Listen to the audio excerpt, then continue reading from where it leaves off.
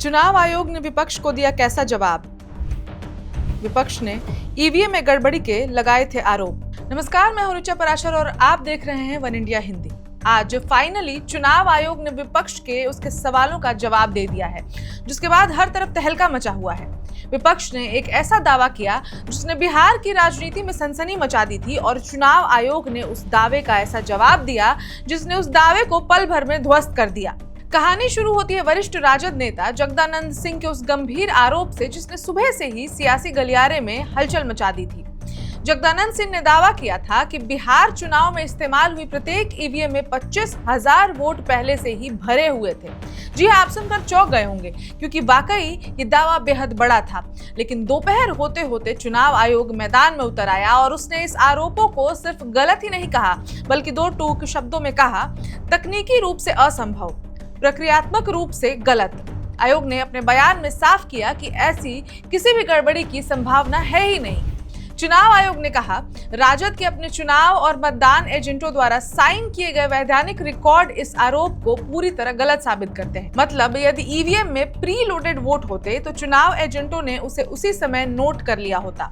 तो ये था चुनाव आयोग का विपक्ष को दिया क्लैरिफिकेशन या जवाब कह सकते हैं। लेकिन कहानी यही खत्म नहीं होती, क्योंकि राजद विधानसभा चुनाव में 143 सीटों पर लड़कर सिर्फ 25 सीटें जीत पाई और अब पार्टी का कहना है कि ये नतीजे जनादेश की इच्छा को नहीं दर्शाते।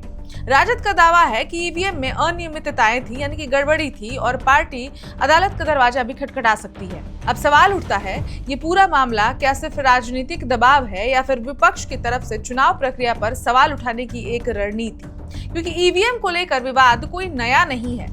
हाँ, लेकिन इस बार का आरोप बेहद बड़ा था, जिसमें कहा गया कि हर मशीन में 25,000 प्री लोडेड वोट, यानी सीधे तौर पर बड़ी धांधली का गंभीर आरोप चुनाव आयोग पर। लेकिन चुनाव आयोग का जवाब काफी कड़ा और साफ है, जिसमें आयोग ने कहा कि इस तरह की गड़बड़ी न तकनीक से संभव है न प्रक्रियाओं के कारण।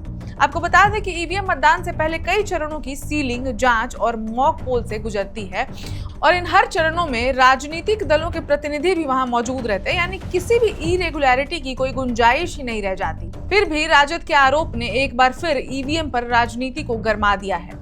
ये बयान ऐसे समय आया है जब चुनावी नतीजे को लेकर एक बार फिर से कई तरह की चर्चाएं और नाराजगी दिख रही है। राजद कह रहा, हम अदालत जाएंगे, और चुनाव आयोग कह रहा, आरोप आधारहीन है। अब ये मामला कहां जाकर रुकेगा? क्या राजद अदालत में अपनी बात साबित कर पाएगी? क्या ईवीएम पर फिर से राष्ट्रीय बहस छिड़ने वाली है, या ये विवाद राजनीति की गर्मी में कुछ दिनों बाद ठंडा पड़ जाएगा? अब इन सवालों के जवाब नहीं है, पर इतना जरूर है कि बिहार की राजनीति एक बार फिर सस्पेंस, विवाद और आरोपों के तूफान में घिर चुकी है। फिलहाल के लिए इतना ही, लेकिन खबर पर हमारी नजर बनी हुई है। जो भी अपडेट्स आएंगे उन्हें हम आप तक पहुंचाते रहेंगे। तब तक देखते रहिए one India Hindi. Subscribe to One India and never miss an update.